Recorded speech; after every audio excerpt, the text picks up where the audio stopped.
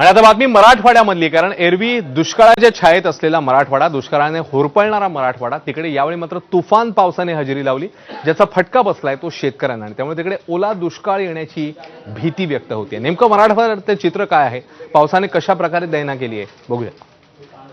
गंगामाई पाहुणे आली, गेली घरट्यात राहून. माहेर वाशिण पोरीसारखी चार भिंतीत नाचली. माहेर वाशिण पोरीसारखी चार भिंतीत नाचली. मोकळ्या हाती जाईल कशी, बायको मात्र वाचली. भिंत खचली, चूल विजली, होते नव्हते नेले. भिंत खचली, चूल विजली, होते नव्हते नेले. प्रसाद म्हणून पापण्यांमध्ये पाणी थोडे ठेवले. कारभारणीला घेऊन संगे सर आत्ता लढतो आहे. कारभारणीला घेऊन संगे सर आत्ता लढतो आहे. पडकी भिंत बांधतो आहे, चिखलगाळ काढतो आहे.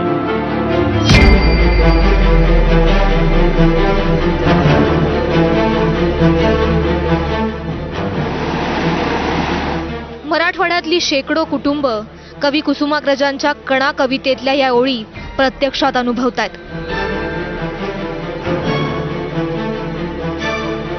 पुरानं वेढा दिल्यामुळे कैक गावातल्या लोकांच्या संसाराचा चिखल झालाय.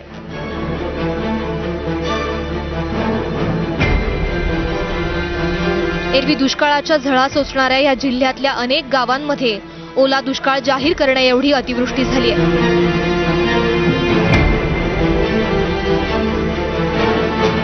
पावसानं सर्वाधिक हाहाकार माजवला जालना जिल्ह्यात.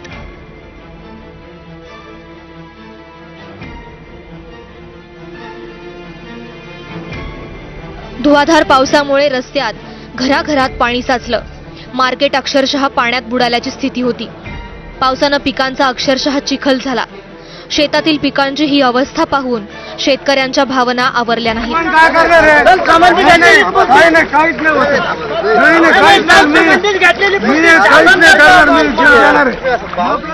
पावसाचा फटका सर्वसामान्यांप्रमाणेच आमदारांनाही बसला.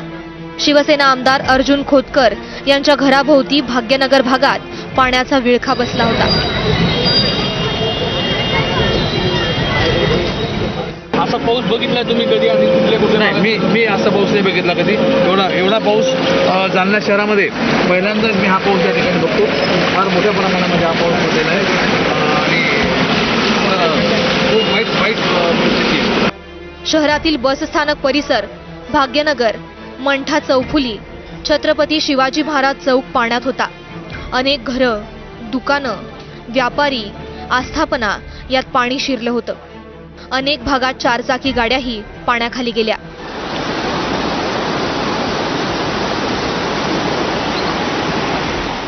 मनोज जरांगेंच्या आंदोलनामुळे चर्चेत आलेल्या वडीगोत्रीलाही पावसाचा फटका बसला. दुकानात पाणी शिरलं. गहू तांदळाची पोती पाण्याखाली गेली. धान्याची मोठ्या प्रमाणात नासाडी झाली.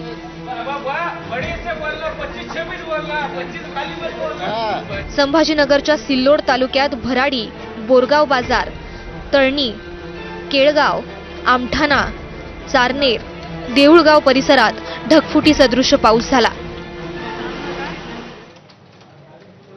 ही होती मराठवाड्यामधली स्थिती. मात्र उर्वरित महाराष्ट्रात देखील जोरदार पावसाने हजेरी लावलेली आहे. उर्वरित महाराष्ट्रामधलं पावसाचं चित्र काय होतं, आढावा घेणारा रिपोर्ट बघू.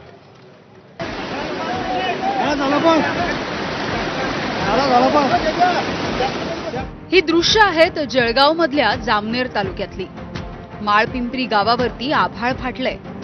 पाण्याखाली शेती गेल्यामुळे बळीराजावरती ओढवलेलं संकट शब्दांमध्ये व्यक्त करणं सुद्धा कठीण झालंय. केळी, कपाशी, मका, ज्वारी, सोयाबीन, तूर सर्व काही पावसाच्या माऱ्यापुढे झोपलंय.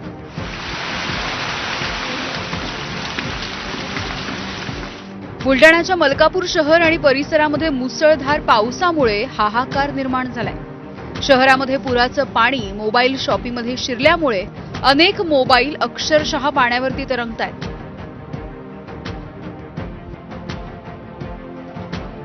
सिंदखेड राजा मेहकर भागामध्ये जलाशय तुडुंब भरले. शेकडो हेक्टर शेती पाण्याखाली गेली आहे. खडकपूर्णा धरण ओव्हरफ्लो झालंय. धरणाचे सर्व 19 दरवाजे उघडलेत.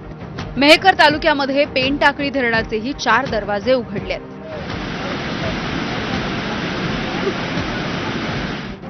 वाशिम जिल्ह्यामध्ये सलग दुसऱ्या दिवशी पावसानं जोरदार हजेरी लावली. नदी आणि नाले ओसंडून वाहत आहेत.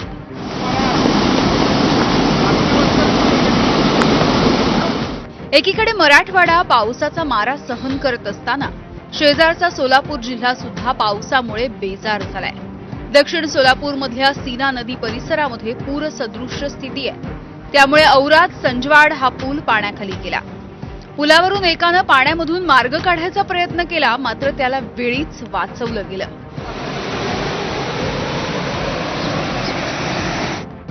मोहोळ तालुक्यामधल्या बोपले, अनगर, मालिकपेठ, आष्टे यासोबत अनेक गावातील कोल्हापूर पद्धतीचे बंधारे पाण्याखाली गेलेत.